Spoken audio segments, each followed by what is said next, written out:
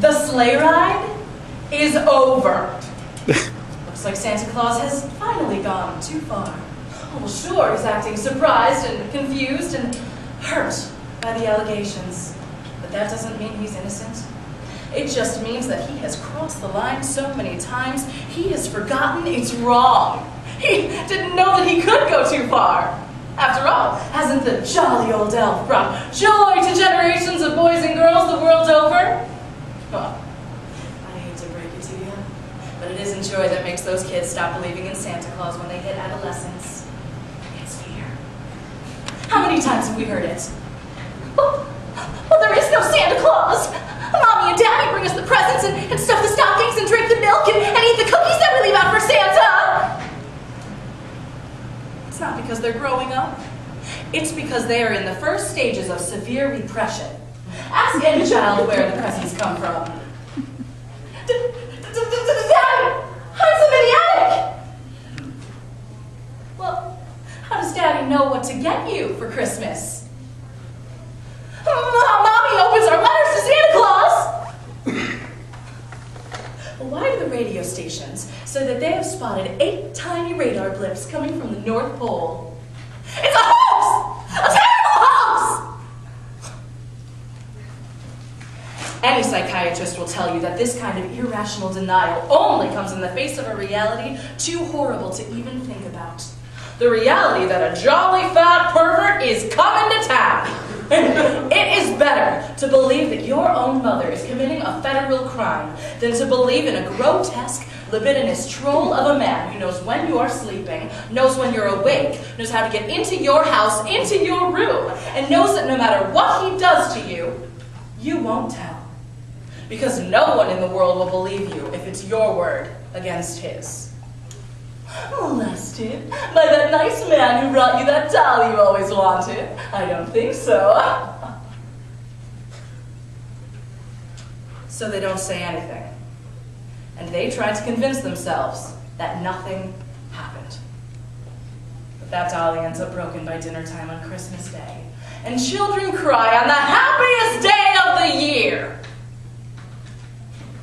It's becoming clear now, isn't it? And the rape of Vixen is going to be the turning point in his legacy of perversion. Because you can talk to me about good deeds and merry disposition and Santa's work with children and holiday tradition and oh, he seems like such a nice fella, till your face turns blue. And none of that answers this one question. Why would Vixen lie? What does she have to gain? She is one of the 8 highest-ranking reindeer in the world. She has sacrificed her family, her husband Victor, to this job. And now, all of a sudden, she's going to put her career on the line. No, not even on the line. She's thrown it away. The conservative press will make sure that she never works again. After all these years, and she's thrown her career away. And for what? A prank? PMS? No, she is standing up to Santa Claus because what he did to her is wrong, and the world needs to know it. A reindeer has a right to her own body. You know, why is it that we're treated like livestock? Why do we make the Christmas run wearing nothing but leather straps and jingle bells? It's not how I dress in everyday living. Why, when I am being harnessed into the sleigh, are the toy maker elves trying to feel me up? They don't have hormones. They don't have penises. They do it because they've seen Santa do it, and they think it's cool. And it's not just him. Why can't I walk through a herd of bucks during mating season without feeling like a piece of venison? Why do some people write me fan mail that is so obscene? It might as well say, "Dear Blitzen's vagina" at the top. Why?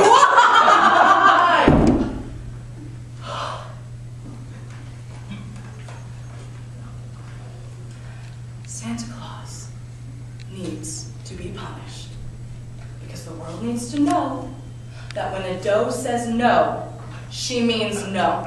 And when a doe says wait, she means no. And when a doe says nothing at all, she means no. And when a doe says yes, Well, next year, she's saying no. No to Santa Claus, no to Christmas, and no to pretending like nothing happened.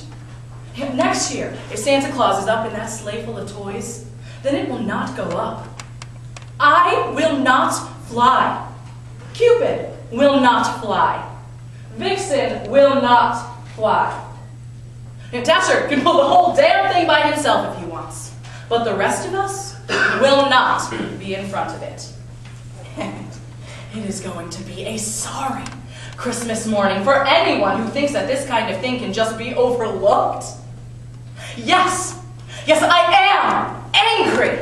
If it had been me who was cornered in that toy shop, I would have huffed like the jolly old elf. He'd be ho-ho-ho and a few ounces up. If it were me. That's still a viable option, by the way. It'd be a lot easier to work with on those cold winter nights, if you know what I mean.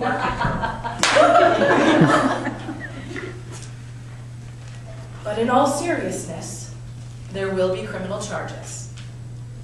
And don't you talk to me about the institution of Santa Claus, because an institution doesn't feel. An institution doesn't suffer. An institution doesn't have to look in the mirror and see how pain has changed its victim face. The victim does. And no matter how much good Santa Claus has done in the world, and it's not as much as you think, there are still third world countries that we don't visit. And why is that? Oh, because it cuts costs and nobody cares. If he doesn't visit Pakistan, Cambodia, Black South Africa, who's gonna complain? But send in the UN troops, it'll be there in a heartbeat. Oh, ho, ho, ho, CNN! No matter how much good Santa Claus has done, it does not justify ruining anyone's life. And if you think that I am overreacting because I'm a woman, well, go ask Vixen yourself. No, don't. Ask Rudolph. He won't talk. He won't tell you what caused his relapse.